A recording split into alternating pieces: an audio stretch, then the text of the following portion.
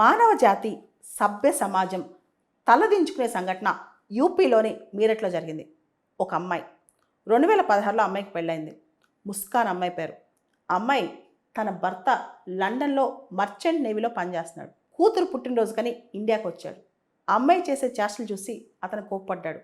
దాంతో తన బాయ్ ఫ్రెండ్తో కలిసి అమ్మాయి భర్తని చంపేసి స్టాబ్ చేసి ముక్కలు ముక్కలుగా నరికేసి సిమెంట్ డ్రమ్లో పాతి పెట్టేసేసి అసలు వాళ్ళకి అనుమానం రాకుండా అబ్బాయి తరపు వాళ్ళు ఫోన్ చేస్తుంటే వాట్సాప్లో కూడా ఈవిడే మాట్లాడి రెస్పాండ్ అవుతూ ఫోన్లు ఎత్తకుండా వాట్సాప్లో వాళ్ళతో చనిపోయిన అబ్బాయి చాట్ చేస్తున్నట్టు, అబ్బాయి బతికుండి చాట్ చేస్తున్నట్టు చాట్ చేస్తూ ఇలా కంటిన్యూస్గా అమ్మాయి వాళ్ళతో చాటింగ్లోనే ఉండి అందరినీ మభ్యపెట్టింది.